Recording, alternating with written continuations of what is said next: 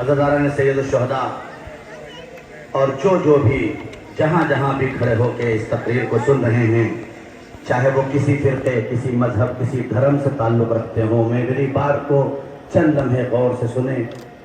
1400 سال ہو گئے یہ قوم اسی طرح سے حسین کا ماتم کر رہی ہے۔ مٹانے والے مٹ گئے، نہ یہ عزا مٹی نہ اس کے کرنے والے مٹے۔ دولتیں مٹ گئیں، یہ باقی ہیں، خزانے مٹ گئے، یہ باقی ہیں، انہیں دیواروں میں چنا گیا، یہ باقی ہیں، ان کے ہاتھ قلم کیے گئے، یہ باقی ہیں، ان کی زبانیں کاٹی گئیں، یہ باقی ہیں۔ امام جعفر صادق علیہ السلام سے پوچھا گیا، مولا کیا وجہ ہے کہ ہمیں اتنی تعداد میں مارا جاتا ہے، اس کے باوجود بھی شیعہ پوری دنیا میں پھیلے ہوئے ہیں، یہ ختم ہی نہیں ہوتے، ختم کرنے والے ختم ہو گئے لیکن یہ ختم ہونے کا نام نہیں لیتے۔ امام نے فرمایا حلال میں برکت ہوتی ہے، امام نے فرمایا حلال میں برکت ہوتی ہے، لہذا کبھی یہ مت سوچئے گا کہ آپ عزاداری کر رہے ہیں تو ہو رہی نہیں، یہ حسین رسول کا نواسا ہے، یہ حسین بہت ٹھہر کے جن کانوں تک میری آواز جا رہی ہے پیغام لے کے جانا، صرف اس شیعہ قوم کی ذمہ داری نہیں ہے کہ یہ عاشور کے دن حسین کا غم منائے۔ یہ جو مسلمان جو بھی دھرم کے تعلق رکھنے والے لوگ ہیں ان سب سے میری گزارش ہے، جاؤ تحقیق کرو، میری بات نہ مانو، میں یہاں کھڑا ہوا انسان کیا کہتا ہے کوئی بھروسہ نہیں ہے، لیکن دائرے تحقیق کا دروازہ کھلا ہوا ہے۔ تم جوان ہو، تمہیں جنت جانا ہے، تم دنیا کی الجھنوں میں گرفتار ہو کے جہنم کی طرف مت چلے جاؤ۔ حر بننا چاہتے ہو تو در حسین پہ آنا پڑے گا، حر بننے کے لیے در حسین پہ آنا پڑے گا۔ اسی لیے شاعر نے کہا انسان کو بیدار تو ہو لینے دو، انسان کو بیدار تو ہو لینے دو، ہر قوم پکارے کہ ہمارے ہے حسین۔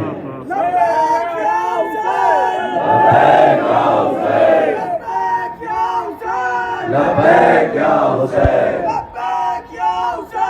لبیک یا حسین۔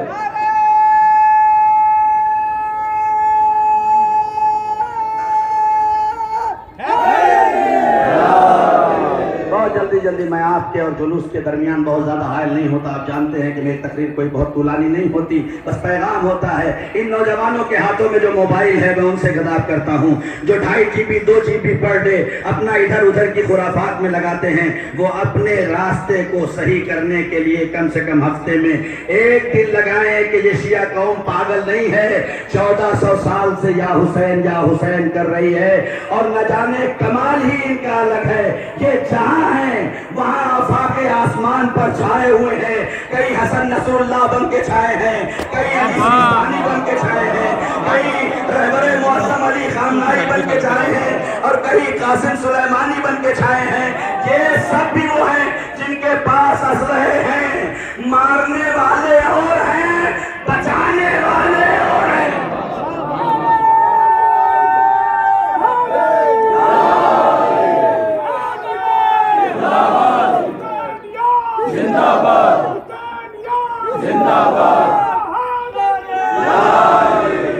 یہ قوم الگ ہے، دنیا سے الگ ہے۔ اس قوم کا قرہ امتیازی یہی ہے کہ یہ جہاں جاتے ہیں امن و امان پھیلاتے ہیں، فساد نہیں پھیلاتے۔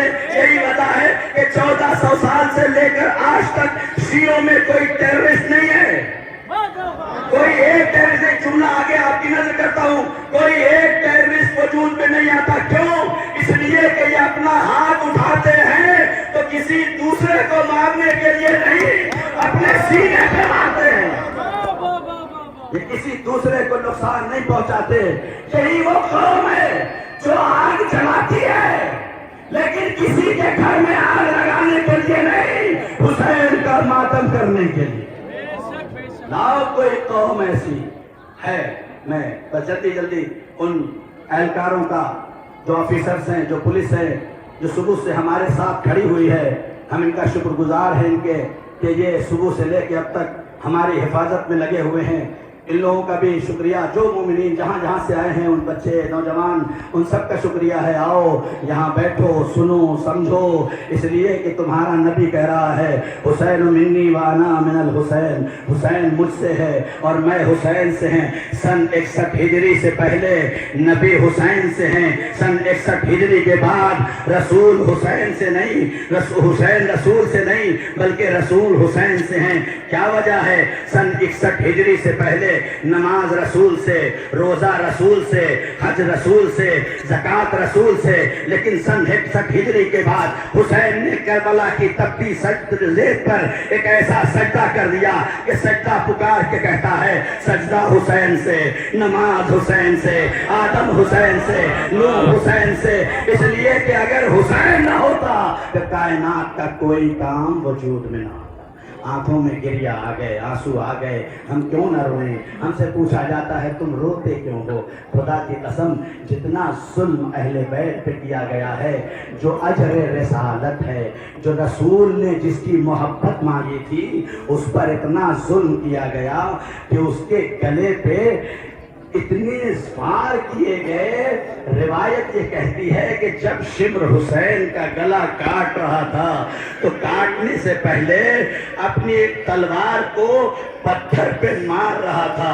کسی نے پوچھا شمر یہ کیا کر رہا ہے؟ کہا میں یہ چاہتا ہوں کہ میری تلوار کند ہو جائے۔ آج بڑے شان سے تم ماتم کرتے ہو نا، کوئی ہاتھ کا ماتم کرتا ہے، کوئی کسی بھی طرح ماتم کرتا ہے، سب کا اپنا اپنا انداز ہے۔ ماتم کر لینا آسان ہے، اس حسین مظلوم سے پوچھو جس کے سوکھے گلے پہ شمر کا کند خنجر چلایا جا رہا تھا، اور حسین آخری سجدہ کے لیے اپنا سر رکھ رہے تھے۔ یہ منظر بہن کھڑی دیکھ رہی تھی، خدا نہ کرے کسی کا بھائی ذبح ہو رہا ہو اور چاہنے والی بہن دور کھڑی دیکھ رہی ہو۔ زینب کہتی ہے اے پسر صاحب، میرا حسین ذبح کیا جا رہا ہے اور تو کھڑا دیکھ رہا ہے۔ آزادارو، مجلس ختم ہو جاتی، تقریر ختم ہو گئی، لیکن کیا کروں؟ یہ وہ وقت ہے کہ جس وقت حسین میدان میں نکل رہے ہیں، عصر کا وقت ہے جب اکبر ختم ہو گئے، قاسم شہید ہو گئے اور وہ محمد مارے گئے۔ حسین نے تلوار کو لیا، اے میری زینب خدا حافظ، اے ام کلثوم خدا حافظ، سب سے رخصت ہو کے آگے بڑھے، تلوار نکالی۔ اے میرے ظالم، تو نے میرے عباس کو مارا، تو نے میرے اکبر کو مارا، تو نے میرے قاسم کو مارا۔ ایک مرتبہ آواز غیبی آئی، اے حسین تلوار نے عام میں رکھ لو۔ میر انیس کہتے ہیں تیروں پہ تیر کھا چکے، بس اے حسین بس، لاشوں پہ لاشیں لا چکے، بس اے حسین بس، نیزوں پہ نیزے کھا چکے، بس اے حسین بس، ہم تم کو آزما چکے، بس اے حسین بس، بس میرے حسین ہم تم کو آزما چکے، اب سر جھکا دو خنجرے بے داد کے لیے۔ میر انیس کہتے ہیں یہ مرثیہ میں نے لکھا، 5واں مصرع لکھنے کے بعد سمجھ میں نہیں آ رہا تھا کہ میں 6واں مصرع کیا لکھوں۔ گھر پہ گیا، رات میں خواب میں لیٹا، خواب میں لیٹا تو کیا دیکھا؟ ایک بیمار امام جس کے ہاتھوں میں ہتھکڑیاں، پیروں میں بیڑیاں، گلے میں خاردار توق ہے، وہ میرے پاس آیا۔ میر انیس مصرع لکھا ہے، کہا مولا کیا پورا ہو گیا؟ نہیں مولا ایک مصرع رہ گیا ہے۔ کہا لکھا کیا؟ سنا دو۔ کہا تیروں پہ تیر کھا چکے، بس اے حسین بس، نیزوں پہ نیزے لا چکے، بس اے حسین بس، لاشوں پہ لاشیں لا چکے، بس اے حسین بس، ہم تم کو آزما چکے، بس اے حسین بس، اب سر جھکا دو خنجرے بے داد کے لیے۔ میر انیس چھٹا مصرع نہیں ہے، لکھو میر انیس ہتھکڑیاں ہی نہیں، اے میر